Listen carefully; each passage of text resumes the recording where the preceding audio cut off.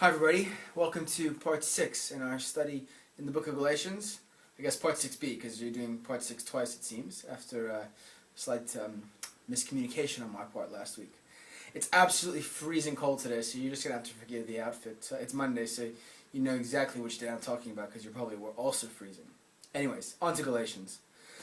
Much of the letter of Galatians hinges around the relationship between Paul, the Galatians, and the troublers, or the false teachers that we've been hearing so much about. Chapter 4 of Galatians starts to spell out some personal anecdotes that Paul wants to put across. We read that on his initial visit, the Galatians warmly received Paul. We don't know the details of the illness that surrounded the reason for his visit, the illness that Paul suffered from, or why it led him to preach the gospel there. But presumably it was something unpleasant for them to deal with. We can only speculate what it was. The Galatians then built up a very good friendship with the apostle, treating him with incredible respect. But now Paul's worried that the Galatians have been stirred up to become anti-Paul. So what Paul does is he takes a really strong stance here because the issue at stake is the truth. He's concerned for the truth of the gospel, for God's free grace, unmerited, undeserved, and unearned.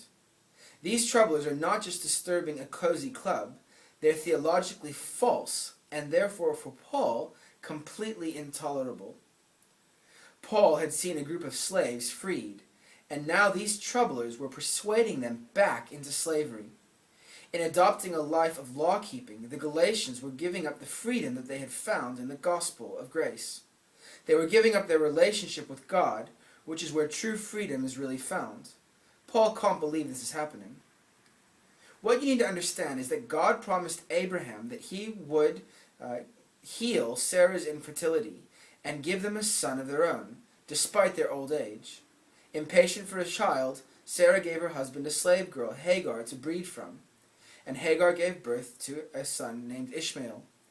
However, God still fulfilled his promise, and in due time, Isaac was born to Sarah and to Abraham.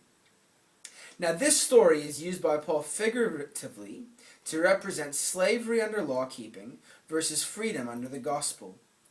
Ishmael, although temporarily a son and heir, was always a slave and the son of a slave. His story stands for Mount Sinai, Paul says. That's to say, it stands for the law. Slavery is the symbol of the law. Notice the present position of Israel as far as Paul is concerned.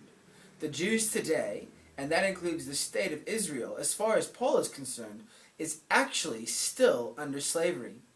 They're just like Ishmael, because as we saw in part 5, although they're physically sons of Abraham, they're not true sons of Abraham, and therefore they are not heirs. Isaac, however, born of a free woman, is the fulfillment of a promise from God. His story stands for the new covenant, the gospel of the free grace of God in Jesus Christ. Our Jerusalem does not stand on a rocky slope in the state of Israel. Our home is the heavenly Jerusalem, and we, like Isaac, are the children of promise, children of supernatural birth.